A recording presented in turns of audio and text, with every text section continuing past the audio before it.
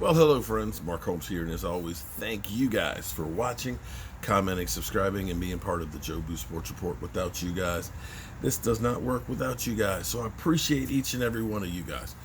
So we got 4 games left. After tomorrow, we got 3 weeks. That's it. 3 freaking weeks. So the season that is just terrible. I mean, it's just been terrible. But you know what? I'm going to do like I always do. I'm going to come out, I'm going to watch the game, try and enjoy myself. We'll be here. We'll watch the Giants game. We'll watch the Eagles game. We'll watch the Cowboy game. We'll got the Washington game. So we literally have 4 NFC East games between 1 o'clock and 7 o'clock tomorrow. It's going to be a full day. We're going to have fun. The weather warmed up just enough that I can be out here in my man cave and enjoy it before it gets really, really cold. So I'm looking forward to that. For the Dallas Cowboys, we've had a season that has just been atrocious. And soon we'll be dissecting the body and finding out what killed it. The crazy thing about the Dallas Cowboys is we've looked over the course of the last 25 years, things that have happened, players and coaches that have come and gone. We had Jimmy Johnson, of course, after winning 2 Super Bowls, end up mutually agreeing to leave with Jerry Jones because Jerry Jones' ego got in the way. In which case we saw Barry Switzer come in. Barry Switzer was the polar opposite of Jimmy Johnson. Barry Switzer was very loose-handed with the team. In fact, Troy Aikman couldn't stand him because it's like, we need discipline here. We need guidance. We need a foot in our ass. And we won a Super Bowl not because of him, but more of in spite of him. But since that time, that team, those players, got old. They got old. And the moves we started making weren't the same.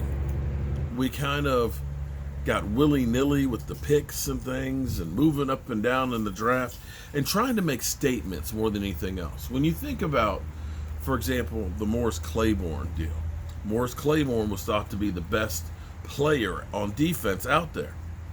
And I don't know if the Dallas Cowboys did their homework on him or not, but it was kind of like Jerry Jones wanted to make that splash in the draft.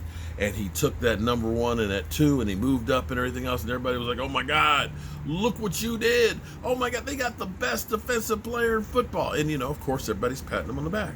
Well, unfortunately, that didn't work out. And we made other moves like, going to get T.O. T.O. was productive, but we still just did not have the team. And you've seen crazy moves. The Joey Galloway trade, 2 number 1s for a wide receiver. You saw the Roy Williams one and things. You've seen them make a lot of crazy moves. And stability didn't happen until we got Will McClay.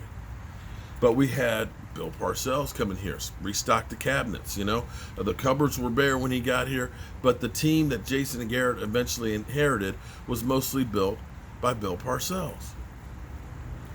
Bill Parcells along with, Sean Payton. Sean Payton, Mike Zimmer, those guys were here coaching. They go on, coach elsewhere. We've had great players that have come and gone. The one thing that's been consistent since Jimmy Johnson was fired is our GM. And apparently, our GM is on the hot seat because owner Jerry Jones was talking about the GM. And he said the GM has to make changes, that he must change and he will change. Now, I don't know if that means that he'll get fired, because when you look at 25 years, I don't know any GM that's been in place, since the 70s, since maybe Tex Schramm, that has been the GM of a team for 25 years without having success, that still has a job. I may be wrong on that, but I think about it. 25 years we've had the same GM. Yeah, we had the 13-3 season, and back in 2007 we had like 16 Pro Bowlers and stuff, but we ended up always letting down. We've been in cap hell. We've made some bad moves. We made some bad trades. We've had some terrible free agent signings like Greg Hardy. And you look at this and you say, yeah, that guy has got to be on the hot seat. I don't know what owner would not look at that. I mean, you look at the Eagles right now. Eagles a few years back won the Super Bowl. Howie Roseman was thought to be a genius. He made some bad moves, but that's a franchise that had never tasted a Super Bowl. It seemed like he would get a pass for a few years, but no, it's not acceptable for the team to be as bad as they are. Your head is going to roll. So now, Jerry Jones has actually pointed the finger at the GM and says the GM is responsible and must do a better job. He needs to be held accountable. The GM on the other side says, hey, you're right. I suck. I've made a lot of mistakes. Maybe I've been a little too rambunctious. I've made some bad moves. But you know what? I'm going to change. I'm going to do things differently.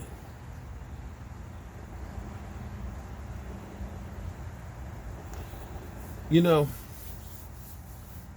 how when you've been in a bad relationship and that person has done the same bad things over and over again, and you confront them and you say, hey,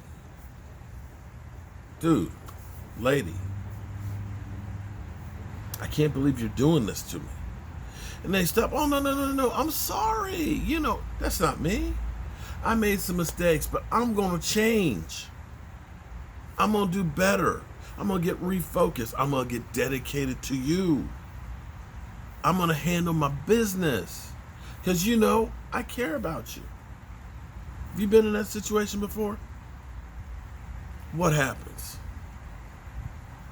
You finally say, oh, yes. He or she loves me. They're ready to change. They're going to fix this. And what happens? They don't change. It stays the same. And you end up right back where you've been before. Now listen, we have literally changed everything on the Dallas Cowboys. Everything. The players. I hear some tapping sound. I don't know what it is.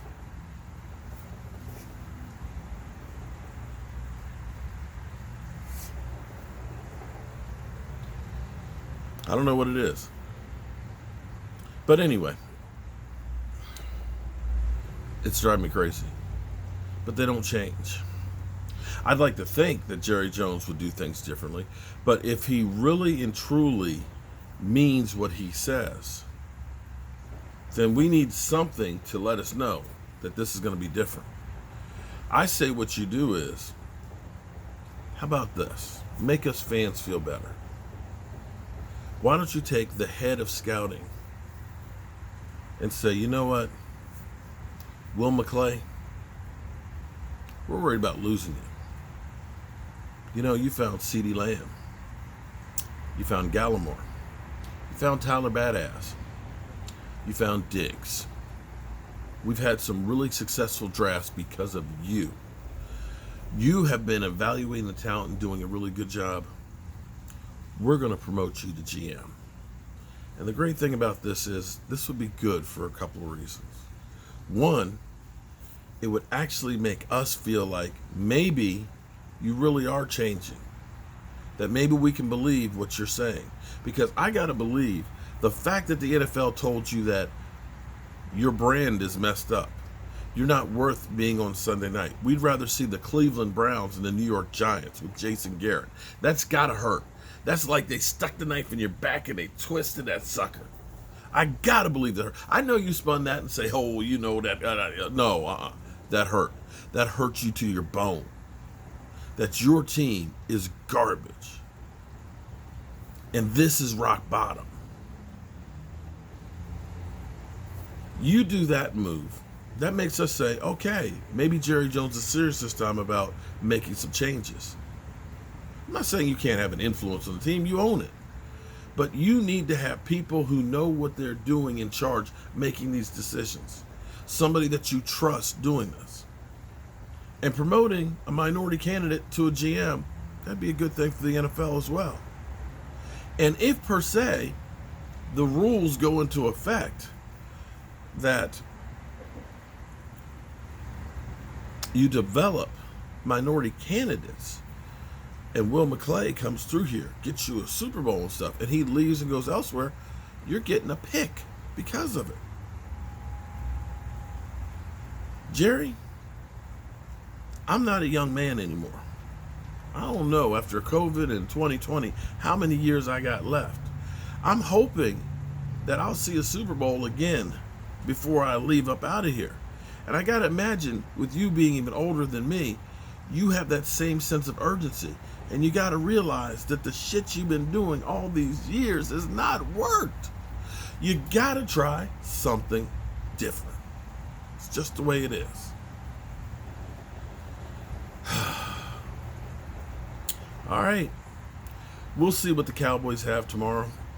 Taylor Badass is being coming off of the injured reserve list, and he'll be playing.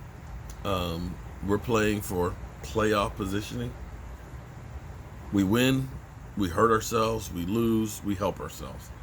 This is the conundrum of 2020. It sucks. I'll catch you guys later.